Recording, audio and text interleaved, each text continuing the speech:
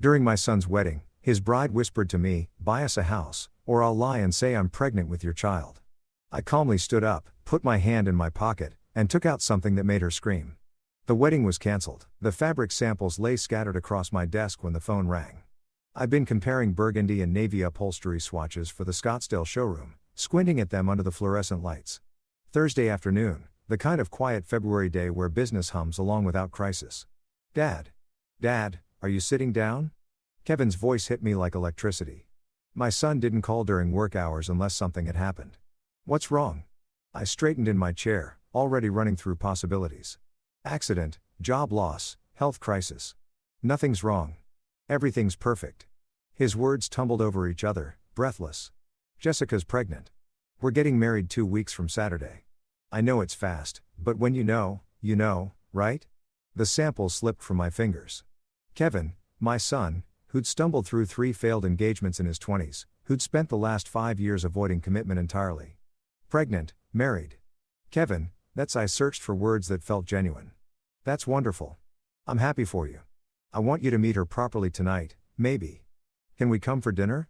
I glanced at my watch. 3:15. Absolutely. 7 o'clock. After he hung up, I sat back in my leather chair and stared at the ceiling tiles. Kevin hadn't mentioned Jessica before last month. Now she was pregnant and they were planning a wedding. The timeline felt compressed, rushed. But maybe that was just my old-fashioned sensibility. My late wife Ann and I had dated for 3 years before marrying.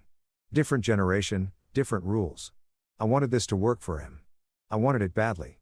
The market on Camelback had decent steaks. I selected 2 ribeyes and a New York strip. Grabbed asparagus and baby potatoes. Wine. I chose a Napa Cabernet. Nothing too expensive, but respectable. At home, I set the dining room table with Ann's china. The ivory plates with the delicate gold rim she'd received from her grandmother. If Kevin was starting a family, this moment deserved acknowledgement. Tradition mattered. They arrived exactly at 7. Kevin came through the door with that nervous energy I remembered from his childhood piano recital, practically vibrating. The woman beside him moved differently, smooth, controlled, her heels clicking against my tile entryway with purpose. "Dad, this is Jessica." She was striking, dark hair pulled back in a sleek ponytail, designer dress that probably costs more than my monthly utility bill. Her handshake was firm, almost aggressive, and her smile stayed fixed on her mouth without reaching her eyes. "Charles, Kevin talks about you constantly." Her gaze swept past me, cataloging the living room, the furniture, the art on the walls. "What a lovely home." "Thank you.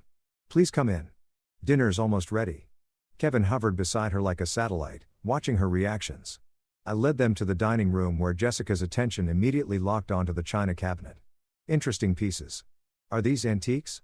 She moved closer to the cabinet, phone already in her hand. "Do you mind if I take a few photos? I love vintage design." Before I could answer, she was snapping pictures of the credenza, the grandfather clock in the corner, the cabinet itself. Kevin jumped in. "Jess is really into interior design.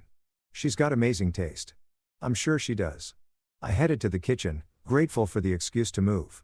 Something in her tone when she said antiques hadn't sounded like admiration. It sounded like appraisal. Dinner started pleasantly enough. Kevin asked about the business, updating me on his work in commercial real estate, but Jessica dominated the conversation with surgical precision. 4 stores, Kevin mentioned. That must generate significant revenue. She cut into her steak, eyes on me. "What's the annual take for something like that?" "It varies. Economy affects furniture sales more than people realize." I kept my voice light, businesslike. "But you must do well. This neighborhood, the house, the business," she gestured with her fork. "You've built something substantial."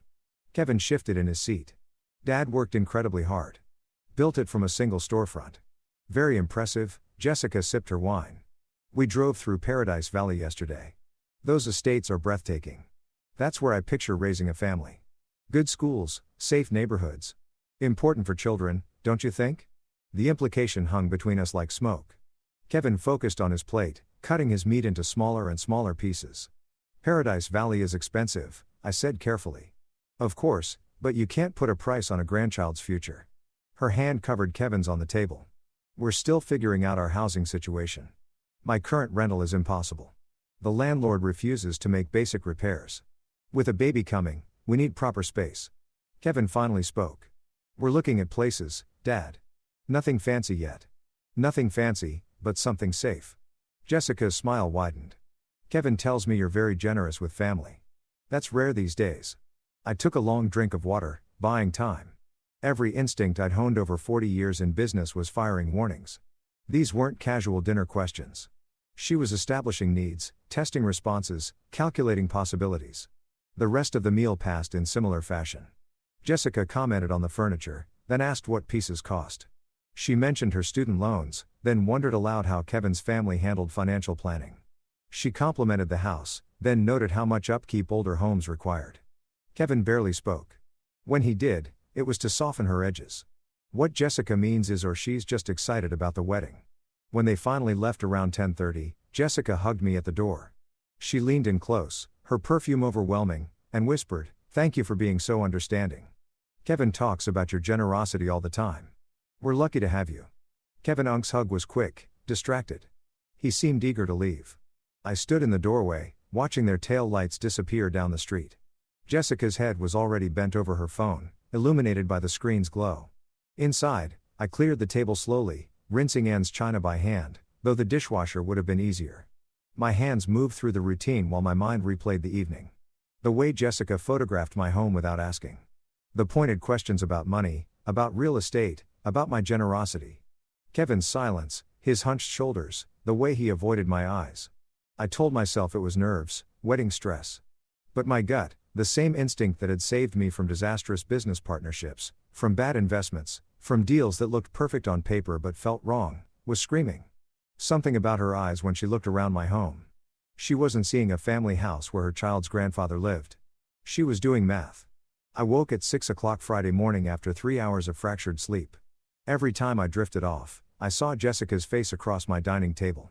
Heard her voice asking about revenue and real estate. The coffee maker gurgled while I sat at the kitchen table staring at the chairs where they'd sat 12 hours earlier. The details wouldn't leave me alone. The way she'd held her phone when photographing the credenza, not like someone admiring furniture, but like someone cataloging inventory. Her questions hadn't been conversational. They'd been reconnaissance. And Kevin's expression, that hollow, defensive look I'd seen before, 3 years ago, when Rachel had controlled every aspect of his life, history repeating while I watched it happen. By 10 o'clock, I was at my office, but the inventory report sat ignored on my desk. I opened LinkedIn on my computer and typed Jessica Simons Phoenix into the search bar. Her profile appeared polished and professional. Spa manager at Desert Serenity Wellness Center. Photos of her at charity events, smiling beside other volunteers, glowing recommendations from colleagues. Everything looked legitimate. I scrolled deeper. Older posts, comment sections on photos, tags from other users, patterns emerged. 2 years ago, dinner at Bourbon Steak with my generous boyfriend. 3 years ago, photos at exclusive restaurants with different men in each one. Comments from someone named Amanda kept appearing. Another rich one. "You're so lucky, sis." Another. The word stuck like a barb. Another rich one. Not another great guy or another keeper. Rich. That was the qualifying characteristic. I stared at the screen, my chest tight. This felt invasive, ugly. But Kevin was my son, my only child. If someone was targeting him, if she was targeting him, I needed to know. My phone sat on the desk. I picked it up 3 times before finally scrolling through my contacts to Marcus Jennings. We'd met at business networking events, crossed paths at charity fundraisers. He worked in credit verification services. We weren't friends exactly, but we were cordial. The conversation was brief and uncomfortable. "Marcus, I need a favor." Unofficial. "It's about my son's fiancée." He didn't ask why. "Give me her information." Marcus called back at 4:30. "Charles, this is off the record." Completely unofficial. "Understand?" "I understand." Jessica Marie Simons. Current address lists Tempe, but that's recent. Previous address was a luxury complex in Scottsdale. She was evicted 11 months ago for non-payment. Rent was $2,800 monthly. I wrote the numbers down, my handwriting sharp and precise. She's carrying $43,000 in credit card debt across 7 different cards, all maxed. 2 collection agencies have filed legal actions. She started bankruptcy proceedings 8 months ago, but never completed them. The pen stopped moving. 43,000. Classic pattern, Charles. Living beyond means for years. The income she reports doesn't match the spending. Not even close. After I hung up, I sat motionless in my office chair, $43,000 in debt, evicted from a luxury apartment. 2 lawsuits. None of this appeared on social media, where every photo showed designer clothes and expensive dinners and weekend trips to Sedona. The pregnancy announcement, the rushed wedding, the Paradise Valley comments during dinner. She wasn't marrying Kevin. She was marrying access to money she thought he had. Or more accurately, money she thought I had. I called Kevin at 6:15 after business hours when I knew he'd be home. I'd rehearsed the conversation in my head, planned to stay calm and rational. "Son, we need to talk about Jessica. Have you checked her financial background?" "What?" His voice immediately sharpened. "What are you talking about?" "I had someone look into her credit history. Kevin, she has substantial debt, over $40,000. She was evicted from her previous apartment. There are collection agencies." "You what?" The explosion came through the phone like a physical force. "You investigated her. You called in favors to spy on my fiancée. Kevin, listen to me. She has 7 maxed credit cards, 2 active lawsuits. This is serious financial trouble. And with a baby coming, how dare you?" His voice cracked. "Do you have any idea how controlling this is? How invasive? I'm 35 years old, Dad. I don't need you vetting my life like I'm some teenager. I'm trying to protect you. These are facts. She was paying rent she couldn't afford. She's buried in debt. You can't stand seeing me happy. You never approved of anyone I dated. Rachel, Michelle, Sarah, you found problems with all of them. This isn't about approval." I kept my voice level, fighting to stay calm. "This is about a woman with a pattern of financial irresponsibility who suddenly appears pregnant and wants to get married in 2 weeks. Kevin, please just think about the timeline. You just can't stand the thought of me being happy with someone you didn't choose." His words came out ragged, wounded. "You never could. I should have known you'd find a way to ruin this. Kevin, don't call me again." The line went dead. I sat there with the phone in my hand, staring at the darkened screen. Outside my office window, the Phoenix sunset painted the sky orange and purple, beautiful and meaningless. I pulled up Jessica's Instagram again on my computer. Every photo showed luxury, designer handbags, expensive restaurants, weekend trips to California wine country, spa days, jewelry. None of it matched a spa manager's salary. None of it made sense unless someone else was paying or unless she was hunting for someone who would pay. The pregnancy test could be real or manufactured. The rushed wedding ensured minimal time for questions. The Paradise Valley comments were anchors, establishing expensive expectations early. Kevin's defensiveness kept interference minimal. She'd done this before. Amanda's comment proved it. Another rich one. I opened my desk drawer and pulled out a legal pad, something I did when problems needed solving. At the top of the page, I wrote, "Jessica Simons, what I know." The list grew. Debt amounts, eviction date, the timing of her relationship with Kevin. Every pointed question from last night's dinner. When I finished, 3 pages were covered in notes. Kevin wouldn't listen. That was clear. He'd chosen his side, and it wasn't mine. Which meant I had 2 weeks before the wedding. 2 weeks to find proof she was targeting him. 2 weeks to stop this before she destroyed my son. I clicked back to her Instagram, studying each photo with new eyes. Somewhere in this carefully curated performance was the truth. Somewhere was evidence. I just had to find it. A week had passed since Kevin hung up on me. 7 days of silence that felt like months. I'd left voicemails, 8 of them. The first 2 were calm, rational explanations of the credit report. By the 4th, I was pleading. By the 7th, I stopped trying to sound composed. None were returned. Thursday afternoon, I drove past Kevin's apartment in Tempe. Jessica's white BMW sat in his parking spot like a territorial marker. I circled the block twice before forcing myself to leave. Marcus called Wednesday with more information, his voice reluctant. "Charles, I shouldn't tell you this, but Kevin maxed out his savings account. $47,000 gone for the wedding. That's not all. He took out a personal loan, $35,000 at 18% interest just for the reception venue." I sat in my office holding the phone long after Marcus hung up. $82,000. Kevin's entire safety net, plus debt that would take years to clear for a wedding that would last 4 hours. The invitation arrived in Saturday's mail. Heavy card stock, embossed lettering, my name in elegant script. The Phoenician Resort, Scottsdale. Ceremony at noon, February 22nd. I searched the venue online. Their wedding packages started at $80,000. Premium upgrades, the kind Jessica would demand, pushed costs well past 6 figures. The math wouldn't work. Kevin's salary, his savings, the loan. None of it covered what I was seeing. Someone had guaranteed additional expenses. Monday morning, I called the resort's events coordinator. My voice casual. I'm inquiring about availability for my daughter's wedding. What does the Powell ceremony on the 22nd include? The woman's enthusiasm poured through the phone. Oh, the Powell wedding is beautiful. Premium everything. Open bar with top-shelf selections. Live orchestra, imported French roses, chef's tasting menu for 200 guests.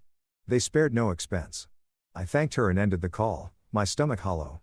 Kevin was drowning and Jessica was piling stones in his pockets.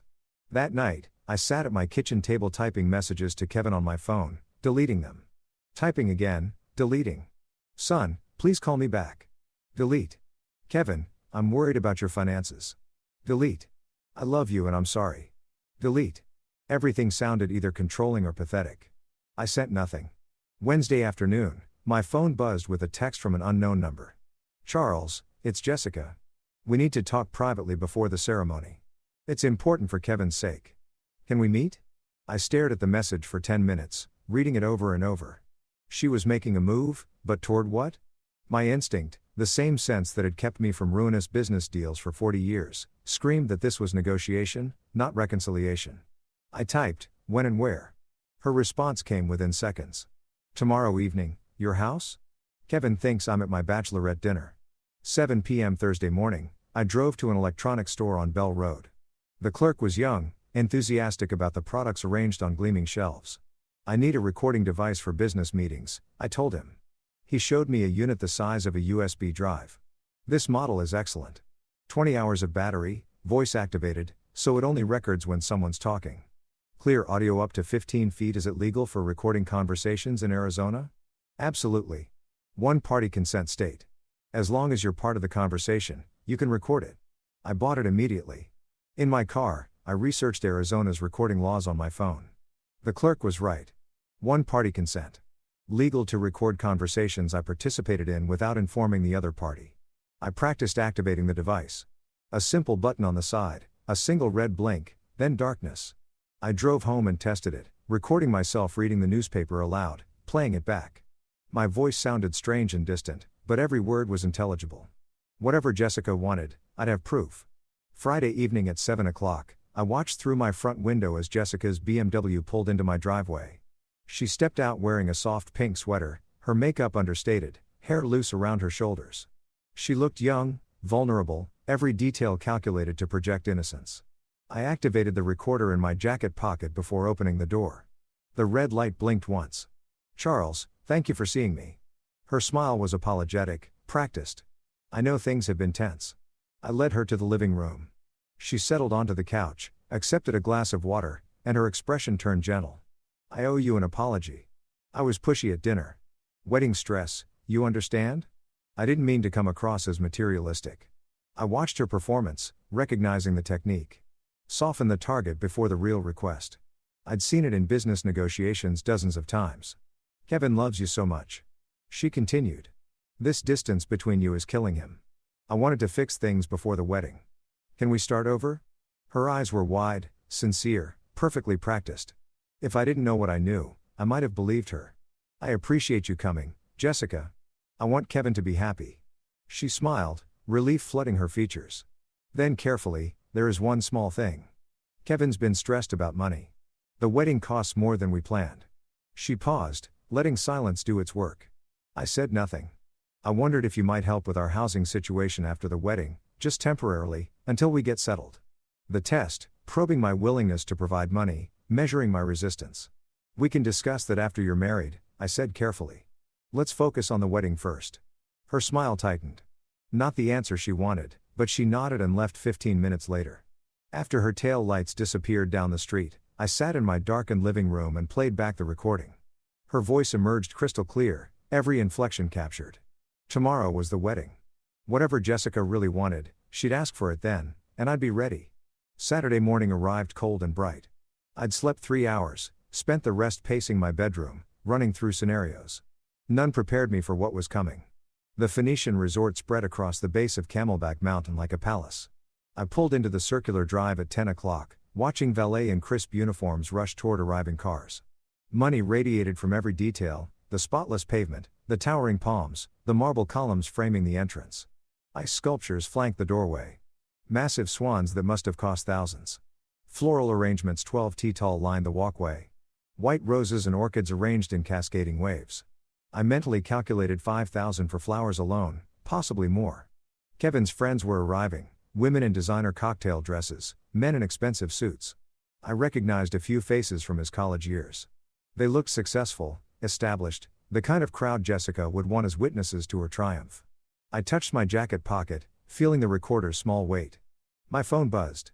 Guest lounge, second floor, east wing. 11 a.m. alone. I walked through the venue toward the ceremony space. The ballroom had been transformed into something from a luxury magazine spread. Crystal chandeliers reflected light across hundreds of white roses. Gold chairs arranged in perfect rows for 200 guests. A string quartet warming up in the corner. Champagne fountain already flowing. Bubbles catching light. Through an open door, I saw Kevin surrounded by groomsmen. He was laughing at something, adjusting his bow tie, checking his watch. He looked genuinely happy. My chest tightened watching him. At exactly 11, I climbed the staircase to the second floor. The guest lounge was empty, private, with floor-to-ceiling windows overlooking the mountain. I activated the recorder. The single red blink confirmed it was working and slipped it back into my pocket. Jessica entered at 11:03, closing the door quietly behind her. The wedding dress was stunning. Vera Wang probably elegant silk with intricate beading across the bodice. Her makeup was flawless, hair swept up in an elaborate updo, diamond earrings catching every movement of light. She looked like a princess from a fairy tale, but her eyes were cold mathematics. Charles, thank you for coming early.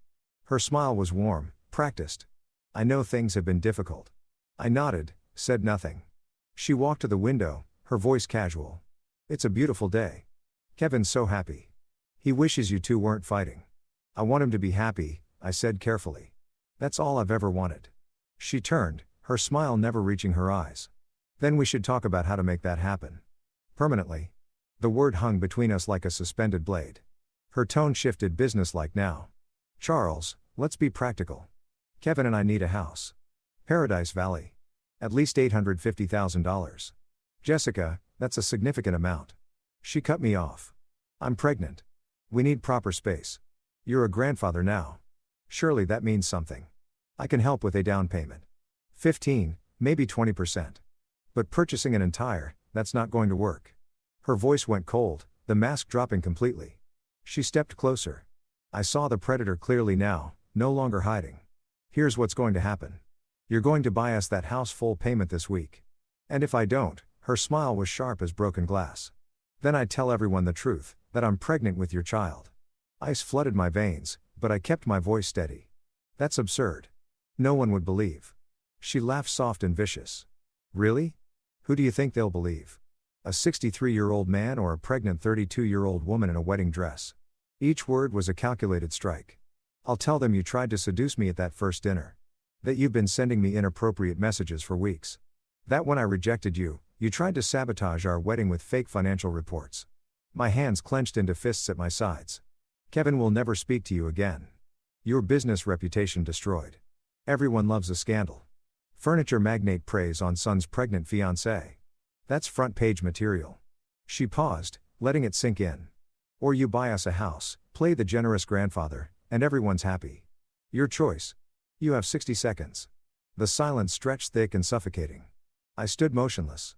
3 seconds, 4, 5, processing shock, fury, the calculated cruelty of her entire plan. Then I spoke, my voice quiet and level. Jessica, you just made the biggest mistake of your life. Her smile faltered slightly. Excuse me. I reached into my pocket and pulled out the small recording device, held it up. The red recording light blinked steadily. Jessica's face drained of color, white as her wedding dress. What is that? Every word from the moment you walked in. She lunged forward, grabbing for the device, her voice rising to a shriek. Give me that. You can't. That's illegal. I pulled back, stepped toward the door. Arizona is a one-party consent state. Completely legal. You recorded me. You set me up. I opened the door. Jessica followed, still grabbing at my arm, her composure shattered. I walked quickly down the stairs toward the ceremony hall. Her screams followed me. Charles, wait. Please, we can work this out. I didn't mean guests in the foyer turned, staring. I didn't stop. I entered the ballroom and walked straight to the sound technician near the string quartet. Connect this to your system. Play it now. The technician looked confused. Sir, the ceremony's about to do it now. Jessica rushed in behind me. Mascara starting to run, face twisted with panic. Kevin appeared from the groom's room, his expression confused. Dad, what's happening? The recording began. Jessica's voice filled the ballroom through crystal clear our speakers. Charles, let's be practical. Kevin and I need a house. Every guest froze. 200 people locked in horrified silence. The recording continued, her pregnancy threat, the seduction accusation, the blackmail demand, every word captured with perfect clarity. Kevin stood paralyzed, his face cycling through confusion, disbelief, recognition, horror. When the recording ended, silence blanketed the room like sudden snow. Jessica stumbled backward, words failing, excuses dying on her lips. Kevin stared at his bride, then at me, then back at Jessica. His voice broke. Tell me he faked that. Tell me this isn't real. Jessica opened her mouth, but no convincing lie emerged. I watched my son's face crack open, watched the illusion he'd built shatter into pieces. The wedding was over before it began. The recording's final words faded into crushing silence. I watched Kevin's face cycle through emotions like channels flipping on a television. Confusion, denial, desperate hope that somehow this was fake, that his father had manufactured evidence to destroy his happiness. Jessica broke the silence first, her voice rising toward hysteria. He edited that. He manipulated the audio. Charles, how could you do this? Kevin turned to me, his eyes pleading, Dad, tell me you faked it. Please. My voice came out quiet, steady. Every word is real, Kevin. Unedited.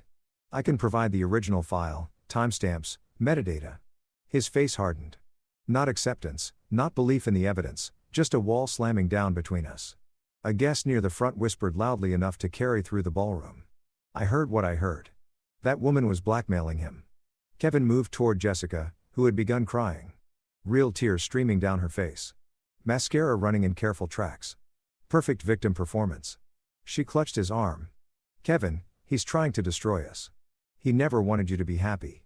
This is revenge because you chose me over him. I took a step forward. Son, listen to what she actually said. She threatened to claim you weren't the father.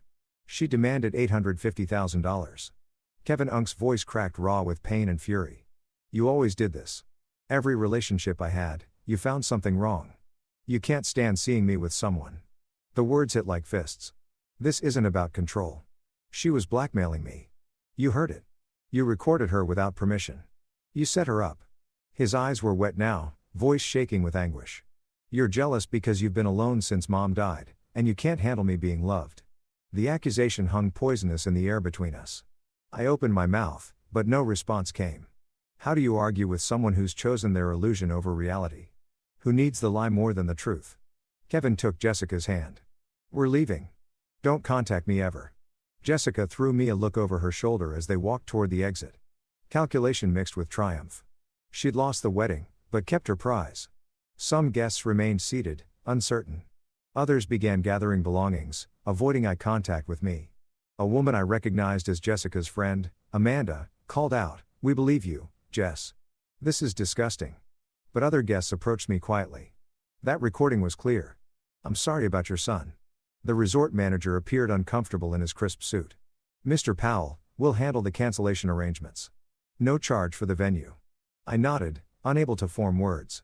Within an hour, the ballroom emptied.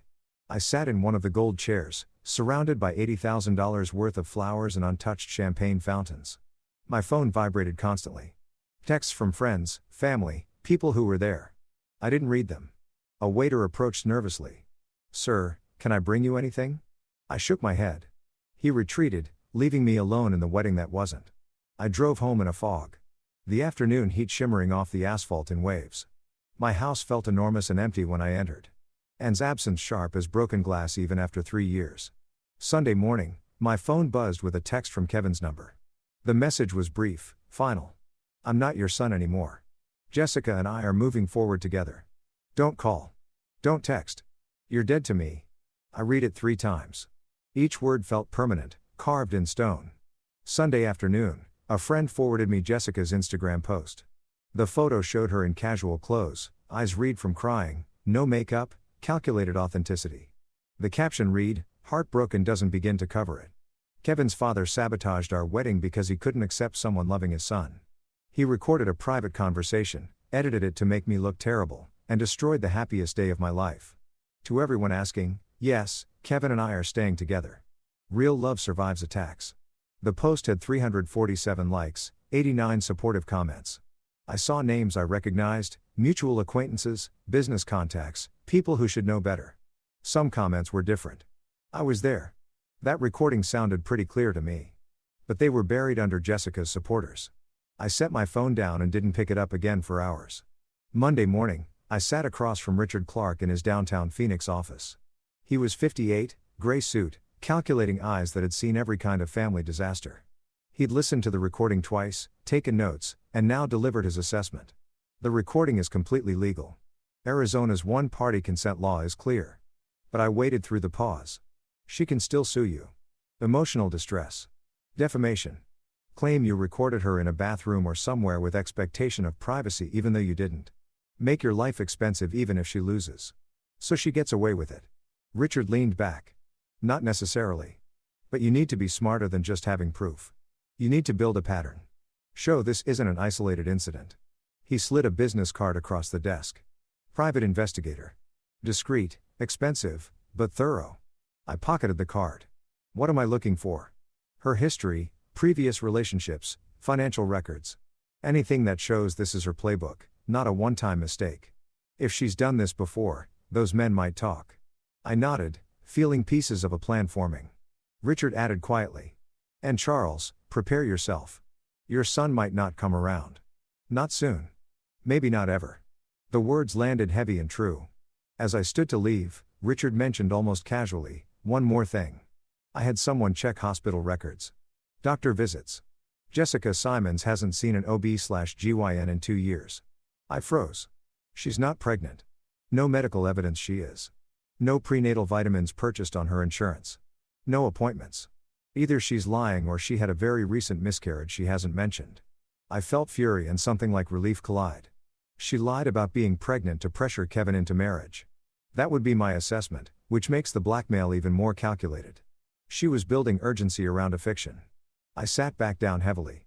The cruelty of it, using a fake pregnancy to trap my son, settled over me like wet concrete. I left the lawyer's office, stepped into harsh Phoenix sunlight. I had evidence, a legal recording, proof of Jessica's manipulation, but Kevin still chose her. The victory felt like ashes. 3 manila folders spread across my desk. The private investigator's report on Jessica's past. First folder, Robert Green, 45, divorced tech executive from 2022. The PI found bank records showing Robert paid Jessica $75,000 after dating 6 months. His statement to the investigator. She threatened to accuse me of assault if I didn't pay. I had a daughter, a business reputation. I paid to make her disappear. Second folder, Michael Torres, 51, real estate investor from 2020. Similar pattern, 4-month relationship, sudden pregnancy claim, demands for money. Michael paid $50,000 before Jessica miscarried. 2 weeks later. Third folder, David Chen, 48, restaurant chain owner from 2019. He paid $30,000 to end the relationship after she threatened workplace harassment claims. I leaned back, processing the timeline. 3 men in 5 years, $155,000 extracted through threats. Each relationship followed identical beats. Charm, offensive, rapid escalation, pregnancy or assault claim, payment, disappearance. The PI's notes included one chilling line. Subject displays textbook predatory financial behavior. Targets men 15 to 20 years older. Established wealth, family reputation to protect. Kevin fit the profile perfectly. Not wealthy himself, but with a father who was. I felt sick recognizing how calculated it had been. Jessica hadn't fallen for Kevin. She'd researched him like a business investment. Wednesday afternoon, I was at my flagship furniture store reviewing inventory when my assistant approached. Someone here to see you. Says it's personal. A woman stood near the entrance. Early 60s, gray hair and a neat bob, wearing simple slacks and a cardigan. A library book tucked under her arm. Her face was tired, kind with Jessica's cheekbones, but none of her hardness. She extended her hand. Mr. Powell, I'm Barbara Collins, Jessica's mother. Could we speak privately? My first instinct was suspicion. Another manipulation, but her eyes were direct, sad, genuine. I led her to my office and closed the door. Barbara sat, took a breath. I owe you an apology and possibly an explanation. She spoke carefully, like each word cost something. I saw what happened at the wedding. A friend sent me the video someone posted online. I winced. I hadn't known there was video. I've watched my daughter manipulate people since she was 16. Boyfriends, employers, even me. She stole $12,000 from my savings 3 years ago. I reported it to police, then dropped charges when she cried and promised to change. Her voice didn't waver. She's done this before. Other men. I didn't know the details, but I knew the pattern. She'd date someone wealthy. The relationship would end abruptly. Suddenly, she'd have new furniture, a new car, expensive trips. Why are you telling me this? I asked. Barbara met my eyes. Because you tried to protect your son, and he rejected you for it. I know that pain. Jessica pushed me away years ago. The only time she contacts me is when she needs money or an alibi. She paused, and because she's planning something else. I saw her text conversation with her sister, Amanda. I sat forward. What kind of conversation? Barbara pulled out her phone. Opened screenshots. Amanda left her phone at my house last month. I looked. I know it's wrong, but I needed to know what Jessica was doing. She handed me the phone. The text thread between Jessica and Amanda read like a criminal blueprint. Jessica. Kevin's broke now, but his dad's loaded. The recording is a problem, but I can work around it. Get Kevin to sue Charles for emotional damages. Split whatever we win. Amanda, you think Kevin will sue his own dad? Jessica, he'll do whatever I tell him. He's already isolated from everyone but me. Give it 2 months, then I'll suggest he deserves compensation for childhood trauma or something. Make it about therapy costs. I read it twice, feeling cold, fury build. I looked up at Barbara. You're giving this to me. Why? Her voice was quiet. Because I failed as a mother somewhere. I don't know where or when, but I created this. And I can't watch her destroy more lives. This is your daughter. Yes, and I love her. But I also know she won't stop unless someone stops her. You have resources to fight back. Kevin's in danger, even if he doesn't see it yet, she added. There's more. Email threads where Jessica discusses targets. A spreadsheet of men she researched, including income estimates. She treated your son like a business acquisition. I felt something shift inside me. Not just anger, but strategy forming. Barbara visited again Thursday morning at a coffee shop I suggested. Neutral ground. She brought more evidence. Printouts of Jessica's social media from years ago, deleted posts bragging about landing wealthy men. We sat for 2 hours, Barbara filling in gaps the pie couldn't access. I found myself talking about Kevin's childhood, my late wife, how hard I tried after she died. Barbara listened, shared her own story. Husband left when Jessica was 10. She raised both daughters alone on a librarian's salary. Jessica always wanted what we couldn't afford, Barbara said. I thought it was normal kid stuff. By the time I realized it was something else, it was too late. The conversation shifted from evidence to something more personal. 2 parents wounded by their children. Over the next week, Charles and Barbara met 3 more times. Initially to discuss strategy, share information, plan legal moves, but the conversations drifted. Books we'd read, Phoenix's Relentless Heat, The Loneliness of Empty Houses. I noticed Barbara's careful intelligence, her quiet humor, the way she listened completely. She noticed my fairness, my restraint, despite having weapons to destroy Jessica legally.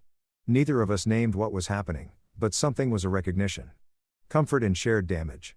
Friday afternoon, Barbara emailed me a file, Jessica's project spreadsheet. I opened it, felt my blood pressure spike. Column headers, name, age, net worth, SD, vulnerabilities, timeline, expected yield. Kevin Powell 3585K salary but father owns 4 business father guilt isolated desperate to prove independence 6 to 8 months 500K 1mm 9 other names were listed above Kevin's dates going back to 2018 most had notes completed 75K completed 50K failed too smart failed had prenup I forwarded the file to Richard immediately this wasn't just evidence it was a confession. Barbara and I met at the coffee shop again Friday evening. I slid my laptop across the table, showed her Richard's response. This changes everything. We can pursue fraud charges, but we need to be strategic about when we reveal this. Barbara nodded slowly. What's the goal? Protecting Kevin or punishing Jessica? I considered both, but protecting Kevin comes first, even if he hates me for it. Barbara's hand rested briefly on the table near mine. Then we do this carefully. Together. The word together sat between us, meaning more than strategy. The email from my private investigator arrived Thursday morning with the subject line, "New development, urgent." I opened the attachment at my office desk. Screenshots of Jessica's text conversation with a commercial realtor filled my screen. She'd found a luxury spa location in Paradise Valley. Monthly rent $15,000. Her pitch to Kevin emerged through the messages. "We'll be partners. Your business degree, my spa management experience. We just need startup capital." I scrolled further. Equipment quotes totaling $180,000. Renovation estimates of $120,000. The final text made my stomach drop. Jessica to the realtor. "My fiancé is securing a $200,000 business loan. Can you hold the property for 2 weeks?" I forwarded everything to Barbara and Richard immediately. An hour later, the Pi's follow-up arrived, marked confidential smoking gun. Attached was Jessica's LLC registration in Delaware, created 2 weeks earlier. The company name Serenity Wellness Holdings. The registered agent wasn't Kevin. It was Jessica alone. Bank account documents showed an offshore connection in the Cayman Islands. The Pi's note explained, standard setup for capital extraction. Equipment purchases get invoiced to offshore suppliers. Fake companies she controls. Money disappears. Business fails. She vanishes with capital. Target will be left with $200K debt and no assets. Recommend immediate intervention. I'd seen this scheme before. Contractors who defraud investors, vendors who bill for phantom supplies. Kevin wasn't a partner. He was a funding source. I called Richard. "I need to stop alone without revealing my involvement. Can it be done?" He thought for a moment. Anonymous tip to the bank's risk assessment department. Include her credit history, the LLC structure, the offshore account. Banks hate fraud risk. That afternoon, I created an anonymous email account at the public library downtown. Sat at a computer terminal surrounded by teenagers doing homework and retirees reading news sites. I attached Jessica's credit report, the one Marcus had provided months ago, plus screenshots of the Delaware LLC showing her sole ownership and the Cayman Islands account documentation. Subject line, "Fraud alert, Kevin Powell loan application." Body text. The supposed business partner, Jessica Simons, has 43 in existing debt, an offshore account, and sole control of the LLC Mr. Powell believes they co-own. Recommend reviewing for fraud indicators. I hit send before I could second-guess the decision. 2 days later, Kevin's number appeared on my caller ID. I didn't answer. He would only call if he needed something or wanted to yell. The voicemail he left was brief, angry. "I know you did this. The bank rejected my loan. They said someone sent them information about Jessica. This is low even for you." I saved the voicemail. An hour later, Jessica called from Kevin's phone. "Charles, we need to talk about boundaries. You're interfering with Kevin's business decisions now." I didn't answer that call either. The following week, Jessica began appearing in my orbit too frequently to be coincidence. Monday morning, she was at the coffee shop I frequented before work. She approached my table. "Charles, what a surprise. Can we please talk? I miss Kevin having his father in his life." Wednesday, she appeared in my store's parking lot when I left for lunch. Friday, she showed up at a restaurant where I was meeting a supplier, sat at the bar, made eye contact, smiled. Each time I ensured I wasn't alone, stayed in the coffee shop's crowded main room, called my store manager to walk me to my car, asked the supplier to stay until Jessica left. I recognized the tactic, create situations that could be misinterpreted, then claim harassment or worse. My phone stayed in my pocket, recording every encounter. Saturday afternoon, Jessica appeared at my store again, this time in workout clothes. Tight, strategic. She waited until other customers left and approached my desk. I wanted to apologize privately. "Can we talk in your office?" I stood but didn't move toward the office. "Anything you need to say can be said here. My assistant is right there." I gestured to Sarah, my store manager, watching from 10 feet away. Jessica's voice dropped. "Intimate. I think we got off on the wrong foot. I understand why you were protective. Maybe we could start over. Just you and me." Her hand moved toward my arm. I stepped back. "Sarah, could you join us, please?" Jessica was just leaving. That evening, I met Barbara at the Phoenix Art Museum, our fourth date, though neither of us had called it that. We walked through the contemporary wing, discussing a sculpture that reminded Barbara of a book she was reading. I found myself smiling genuinely, something I hadn't done since before Kevin's engagement. Over wine. Afterward, I told her about Jessica's attempts to corner me alone. Barbara's face tightened. "She's setting a trap. Classic Jessica. Create a situation where it's your word against hers. I know I'm documenting everything. Never alone, always recording. She touched my hand. I hate that you have to live like that, but I'm glad you're being careful. The touch lingered longer than necessary. Both of us noticed. Neither pulled away. Over the next 2 weeks, Barbara and I fell into a rhythm. Coffee twice a week, dinner on weekends, long phone conversations about everything except our children. Barbara introduced me to contemporary fiction I'd never have read. I discovered I liked it. I took her to a symphony at the Scottsdale Center for the Performing Arts. She cried during the Brahms. One evening at her townhouse, reviewing legal documents became background noise to conversation about our lives before the damage. I talked about my late wife, 8 years gone, how I'd stopped living and just maintained. Barbara shared about her ex-husband, the loneliness of raising difficult daughters alone. Neither of us said, "I'm falling for you." But both knew. Late one night, I sat in my home office staring at the framed photo of Kevin from his high school graduation. My phone buzzed. Another blocked call, probably Jessica. I thought about the PI reports, the bank intervention, the careful documentation of Jessica's seduction attempts. I was protecting my son, but Kevin saw it as warfare. The question noted. Was I helping or just punishing? Barbara's text arrived. Stop overthinking. You're doing what's necessary. Get some sleep. Sunday morning, Barbara and I met at our regular coffee shop. A corner table had become ours. She slid her phone across. Amanda posted this yesterday. Read the comments. The Instagram post showed Jessica and Kevin apartment hunting. Caption: New beginnings despite obstacles. Comments from Jessica's friends. Your future Phil is crazy. Can't believe he's still harassing you. Have you considered a restraining order? I felt public opinion shifting against me. Barbara, she's building a narrative, preparing for something bigger than seduction attempts. I met her eyes. Let her come. Richard has everything documented. We're ready. The certified mail arrived at 9 a.m. on a Tuesday. I signed for it in my driveway, recognized the law firm letterhead immediately. Civil complaint, Jessica Simons and Kevin Powell versus Charles Powell. I read standing there, April sun already hot on my shoulders. The claims: intentional infliction of emotional distress, defamation, interference with business relations, damages sought, $500,000. The narrative Jessica's lawyers constructed was polished. Defendant, motivated by jealousy and desire to control his adult son, fabricated audio recordings, sabotaged business opportunities, and publicly humiliated plaintiffs at their wedding ceremony. I read it twice, feeling cold, fury build. That afternoon, I sat across from Richard in his downtown office. He'd already reviewed the complaint, made notes in red ink across every page. This is aggressive but sloppy, he said, tapping paragraph 3. They're claiming the recording was fabricated. We have metadata, timestamps, audio, forensic analysis proving authenticity. He flipped to page 5. They claim you sabotaged business opportunities. They'd have to prove you were involved in the bank's decision. Anonymous tip means no proof. Can they win? Richard leaned back. Win? No. Make it expensive and painful?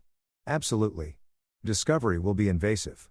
Depositions, financial records, witnesses. Jessica's betting you'll settle to avoid the hassle. Not happening. Richard smiled. Sharp. Good. Because I've been preparing our counterclaim. Fraud, attempted extortion, blackmail. We have her previous victims willing to testify. The offshore account, Barbara's evidence. When we're done, Jessica won't be able to run this scheme again. I learned through a mutual business contact that Kevin had been fired. Not quit. Despite what Jessica's Facebook post claimed, Mark called me reluctantly. Thought you should know. Kevin's been missing deadlines, arguing with everyone. Finally went off on his supervisor last week. They let him go. I tried to process this. Kevin loved that job. Worked there 7 years. Mark continued. He's not himself. Charles looks exhausted. Lost weight. Whatever's happening with that woman, it's destroying him. I hung up and immediately wrote an email. Son, I heard about your job. Please talk to me. Whatever you need, I'm here. This lawsuit doesn't change that I love you. I sent it to Kevin's personal email, his work email, his phone via text. All bounced back or went unread. Jessica had blocked every channel of communication. Over the next 2 weeks, I wrote physical letters, handwritten on quality paper, each one different, apologizing for the wedding confrontation's public nature while defending the necessity, explaining the evidence I'd found, offering to help financially without conditions, reminiscing about our past together. I mailed them to Kevin's old apartment address. None were returned, but none were answered. I imagined Jessica intercepting them, reading them first, deciding what Kevin saw. The silence was worse than Kevin's anger had been. It meant complete isolation. Barbara called me on a Wednesday evening, voice tight. Amanda just told me Kevin's selling his apartment. I felt the floor drop. That's his only asset. He bought it 5 years ago. Jessica convinced him they need the money for legal fees and living expenses until he finds work. Amanda said, Jessica has a real estate agent already lined up. It'll sell fast. Good area. Nice unit. I did quick math. Kevin bought it for $240,000, probably worth $290 now with Phoenix's market after his existing mortgage, maybe $80,000 in equity. Jessica would burn through that in months, leaving Kevin with nothing. Can I buy it through an LLC? Keep Kevin from knowing? Barbara's silence told me she'd already considered and rejected this. Kevin would eventually find out. It would look like more control. I'm sorry. Desperate, I tried video messages to Kevin's phone. Recorded myself in my living room trying to sound calm despite the tremor in my voice. Kevin, I'm not asking you to forgive me. I'm asking you to look at the evidence with clear eyes. Jessica has an offshore account. She's done this to 3 other men. I can prove all of it. Please just look at what I'm sending you. I attached PDFs, bank records, the Pi report, screenshots of Jessica's LLC. The message showed as delivered but never opened. I recorded another. I know you can't hear this. Jessica's blocking everything, but I need you to know I would do it all again. The recording, the bank tip, everything because you're my son and watching you be destroyed would kill me. I didn't send that one. Too raw, too desperate.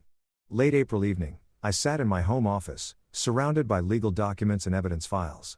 My phone showed the lawsuit timeline. Discovery starts in 3 weeks, depositions in 6. Kevin's life was imploding. No job, selling his apartment, drowning in debt, isolated from everyone except his manipulator. My intervention was supposed to protect Kevin. Instead, Kevin was worse off than before and blamed me for all of it. The question that had haunted me since February surfaced with new force. What if I'm wrong? Not about Jessica. The evidence was overwhelming. But about the method, the public confrontation, the ongoing interference. Maybe some lessons can't be taught, only learned through pain. I drove to Barbara's townhouse without calling ahead. She opened the door, saw my face, and pulled me inside without questions. We sat on her couch, her hand in mine, while I voiced the doubts. Kevin's life is falling apart. Maybe if I'd handled the wedding differently. Private conversation instead of public recording. Maybe if I'd let him take the loan. Learned the hard way when Jessica disappeared. Barbara listened completely before responding. Jessica destroyed 3 other men's lives before Kevin. You had proof she was blackmailing you. What were your options? Pay her. Let her keep extracting money. But Kevin made his choices, she said firmly. You gave him information. He rejected it. You can't protect someone from themselves forever. She cupped my face. You're not cruel. You're not vindictive. You're a father watching his son make terrible decisions and doing the only thing you can. Building a record so when Kevin finally opens his eyes, there's proof. The truth doesn't stop being true because it's painful. I leaned into her touch, feeling something loosen in my chest. That weekend, I met with Richard to finalize the legal response. He had prepared 2 versions, defensive and aggressive. Defensive keeps things quiet, Richard explained. Aggressive makes this very public, very ugly. Jessica's previous victims would testify. Her financial schemes get exposed in detail. But Kevin's name is attached to the lawsuit. He'd be dragged through it all. I stared at both documents. My son's signature was on the complaint against me, but my son was also a victim, manipulated into attacking his own father. I chose the aggressive option. Kevin needs to see the full truth, even if he hates me for it. Late that night, Barbara and I walked through her neighborhood, the desert air finally cooling. When this is over, the lawsuit, the exposure, everything, Kevin still might not forgive you, she said. I know. Can you live with that? I thought about the past 3 months. Discovering Jessica's scheme, the wedding confrontation, losing Kevin, finding Barbara. My answer surprised me. Yes, because I'll know I did everything possible to save him, even if he never sees it that way. The Maricopa County Superior Court building rose from downtown Phoenix like a monument to order. All glass and concrete fighting the June heat. I sat at the polished defense table beside Richard, watching Jessica's lawyer arrange papers with practiced confidence. Judge Morrison presided, mid-50s, sharp eyes, a reputation for demolishing frivolous lawsuits. Jessica's attorney, Davis, delivered his opening statement with theatrical flair. Charles Powell, jealous father, controlling manipulator, destroyed his son's happiness from pure spite. Kevin sat in the gallery behind Jessica, wearing an ill-fitting suit. He'd lost weight. His face was pale, unreadable. Barbara sat alone 3 rows back. Our eyes met briefly. She nodded, encouragement. Richard waited beside me with predatory patience, yellow legal pad covered in notes. 3 evidence boxes stacked at his feet. Jessica took the stand, swearing oath with practiced sincerity. Her lawyer guided her through the narrative. She'd fallen in love with Kevin, was excited to join his family, but Charles had been hostile from their first meeting. He questioned my finances, investigated my background without permission, then recorded a private conversation where I was joking poorly, I admit, about needing a house. Her voice trembled perfectly. He played that recording at our wedding in front of 200 people. It destroyed everything. Kevin lost his job from the stress. We lost our savings, all because Charles couldn't accept someone loving his son. She dabbed her eyes with tissue. Richard didn't cross-examine aggressively. He asked 3 questions. Miss Simons, how many men have you dated in the past 5 years who were significantly older and financially established? Jessica hesitated. I don't see how that's relevant. Richard smiled. Your Honor, it will become very relevant. Richard began methodically. Your Honor, this isn't about a father's jealousy. It's about a documented predator who has run this identical scheme on at least 3 previous victims. He presented the audio forensic analysis first. Expert testimony via deposition confirming the wedding recording was authentic, unedited with verified timestamps and metadata. Jessica's lawyer objected repeatedly. Judge Morrison overruled each time. I'll hear the evidence, counselor. Next came Jessica's financial history. The credit report showing $43,000 in debt, the eviction, the collection lawsuits, then the Delaware LLC registration for Serenity Wellness Holdings, Jessica's name only, despite telling Kevin they'd be partners. The offshore Cayman Islands account opened 3 weeks before the spa proposal. Bank statements showing the spa business plan was a shell for extracting Kevin's loan. Richard's presentation was surgical. Each document building on the last. Kevin shifted in his seat, face growing paler with each revelation. The defense calls Robert Green. A man in his mid-40s entered expensive suit, graying at temples, successful but carrying visible shame. He swore in, sat, wouldn't look at Jessica. Mr. Green, how do you know the plaintiff? I dated her 3 years ago for about 6 months. How did that relationship end? Green took a breath. She told me she was pregnant, said it was mine. Then she said she needed $100,000 for medical care and to go away quietly. Or she'd tell my ex-wife I'd gotten her pregnant during our custody battle. My daughter was 12. I couldn't risk losing custody. What did you do? I paid $75,000. All I could raise quickly. 2 weeks later, she texted that she'd miscarried. Then she disappeared. Changed her number. Moved. Gone. He produced bank transfer records, text message screenshots where Jessica explicitly demanded money. The courtroom was silent except for someone's sharp intake of breath. Kevin's Jessica's lawyer tried damage control. Your Honor, Mr. Green's allegations are unproven, and Richard interrupted. We have 2 more victims prepared to testify. Michael Torres paid $50,000 under similar circumstances in 2020. David Chen paid $30,000 in 2019. Same pattern. Fake pregnancy, blackmail, payment, disappearance. He slid their sworn affidavit across to the judge. Judge Morrison read, face darkening. Jessica stood suddenly. Those men are lying. This is a conspiracy. Charles paid them too. Mrs. Simon, sit down. Jessica's lawyer whispered urgently. But she was panicking now, the composed mask cracking. I watched Kevin in the gallery, his face cycling through emotions. Disbelief, recognition, horror. Judge Morrison didn't deliberate long. I've heard enough. This lawsuit is not only without merit. It appears to be part of an ongoing pattern of fraud and extortion. She looked directly at Jessica. Miss Simons, the recording Mr. Powell made was legal under Arizona law. The evidence suggests you did exactly what that recording captured. Attempted to blackmail him for money. Your claims are baseless. The gavel came down. The complaint is dismissed with prejudice. Further, Mrs. Simons, you are ordered to pay defendants legal costs in the amount of $47,000. Jessica's face went white. I'm also referring this matter to the county prosecutor's office for investigation of possible fraud and extortion charges. This court is adjourned. The gavel's crack echoed like a gunshot. I exited the courthouse into late afternoon heat, loosening my tie. Richard was triumphant. That went better than expected. Morrison doesn't make prosecutorial referrals lightly. Barbara appeared, hugged me briefly, propriety in public, but relief in her eyes. Then I saw Kevin standing by a parking meter, alone, looking lost. Jessica was 20 feet away on her phone, back turned, voice rising in argument. I approached Kevin slowly. "Son." He looked at me and for the first time in 6 months really saw me. "Dad, those men, what they said." His voice broke and I recognized the sound, his certainty shattering. "I know. I'm sorry you had to hear it that way, but you needed to hear it." Kevin's next words came hoarse. "The offshore account, the fake pregnancy. Was any of it real?" I wanted to comfort him with lies, but chose truth. "I don't think so, Kevin. The PI found evidence she researched you before you even met. Your income, my business, everything. She chose you deliberately." Kevin sagged against the parking meter. "I quit my job for her. Sold my apartment. Sued my own father. I moved closer. I know and I still love you. That never changed." Kevin looked like he wanted to believe, but couldn't quite reach it yet. Jessica's voice cut across the parking lot. "Kevin, we're leaving now." Her tone was sharp, commanding. No more sweet manipulation, just control. Jessica strode over, grabbed Kevin's arm. "Don't listen to him. Your father paid those men to lie. It's all a setup. We can appeal. We can." Kevin pulled his arm back slowly. First time I'd seen him resist her. "Jessica, they had bank records, text messages. That man was crying on the stand." Jessica's voice went syrupy. "Baby, he was acting. Your father is powerful. He has money. He can make people say anything.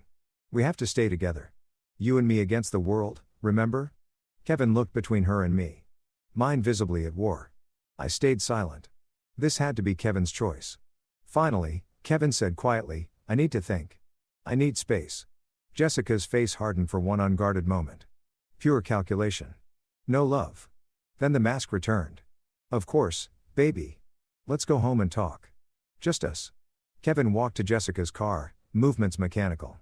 I watched them drive away. Barbara's hand finding mine. Richard approached. "He's wavering. Give it time. Reality doesn't sink in instantly."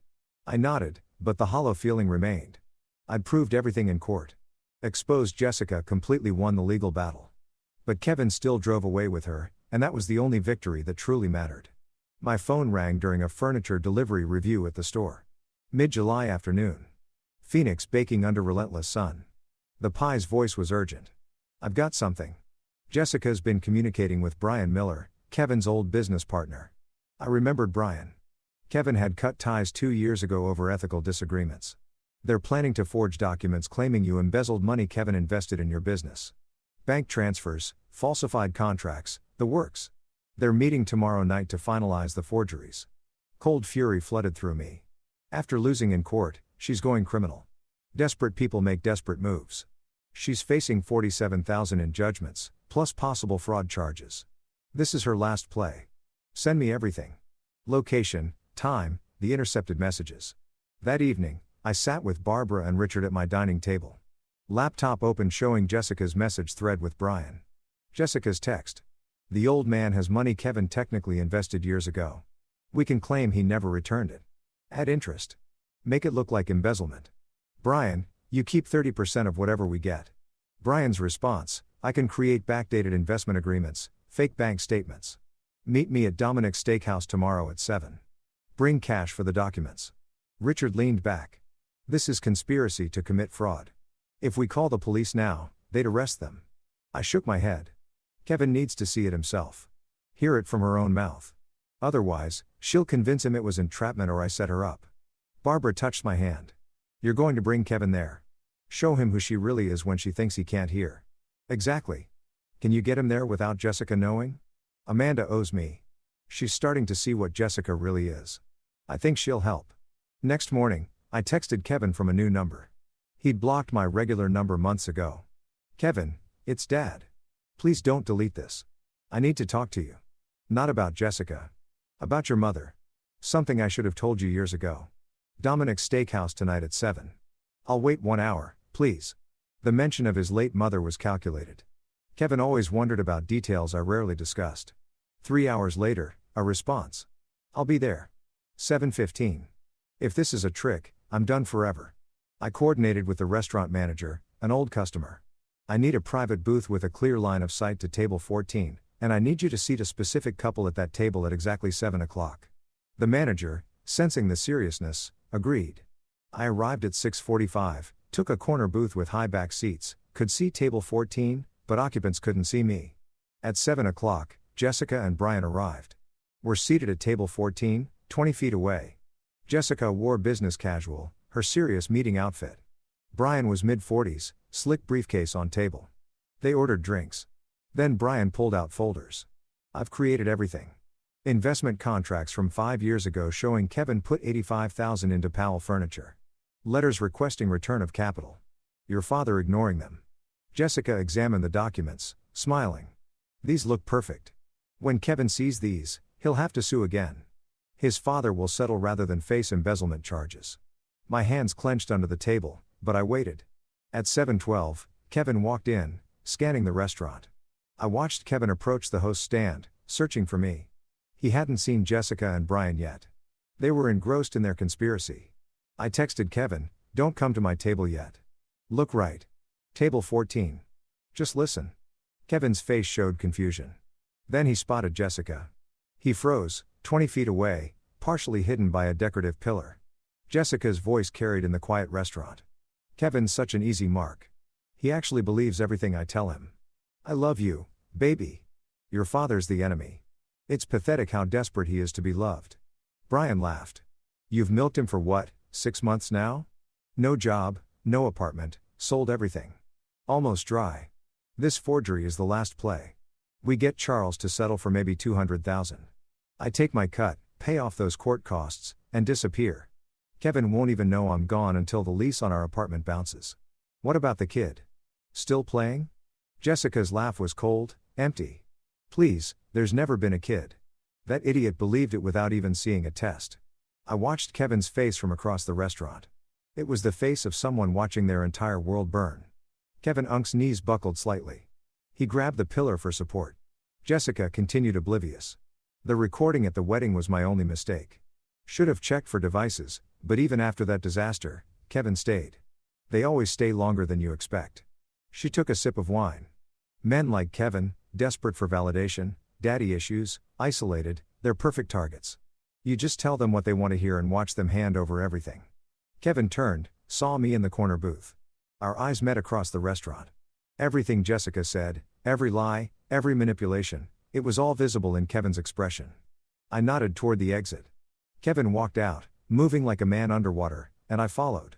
I found Kevin in the parking lot leaning against a car, face in his hands. He wasn't crying. He was beyond tears in that hollow space after catastrophic loss. I approached slowly. "Son." Kevin Unk's voice came muffled. "You tried to tell me at the wedding, after court, in every letter, I called you jealous, controlling, bitter. You were in love, or what you thought was love. She's very good at this." Kevin finally looked up. "I sold my apartment, quit my job, sued my own father, for someone who just called me an idiot, who was never pregnant, who was never anything real." I moved closer. "You weren't blind, Kevin. You were manipulated by a professional. There's a difference. I lost everything. I have nothing. I am nothing." I pulled my son into a hug. "First physical contact in 8 months. You have me. You've always had me. That never changed. Not once." Kevin broke then, sobbing against my shoulder like he hadn't since childhood. I held him, feeling something fundamental shift back into place. Inside the restaurant, Jessica looked up to see police officers approaching. I'd called them before Kevin arrived, had them waiting, the forgery documents, the conspiracy on audio, the open warrant from the judge's fraud referral, it all converged. Jessica tried to run, but there was nowhere to go. Brian was arrested alongside her, both charged with conspiracy to commit fraud and forgery. By morning, Jessica had fled Phoenix on bail, skipping town in the $47,000 judgment. I didn't pursue her. She was out of Kevin's life, and that was the victory that mattered. August arrived with Phoenix monsoons washing the city clean. Kevin moved into my guest room temporarily, started therapy, began job hunting. The process was slow. Rebuilding a life takes longer than destroying one. But I watched my son gradually return. Smiles at breakfast. Interest in conversations, plans for the future. One evening, Barbara and Kevin and I sat on the back patio. I took Barbara's hand. We have something to tell you. Barbara and I are getting engaged. Kevin's reaction surprised us.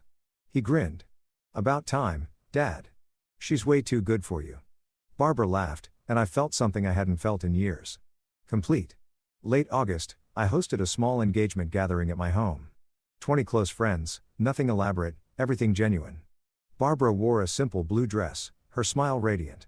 Kevin stood beside me as the main witness, healthy weight returning, clarity back in his eyes. When it was time for toast, Kevin tapped his glass, stood. I need to say something. For months, I thought my father was the enemy. Controlling, jealous, trying to ruin my happiness. His voice steadied. But the truth is, sometimes the biggest act of love is saying no when everyone else says yes. It's standing between someone you love and danger, even when they hate you for it. Kevin looked at me. Dad, you saved my life.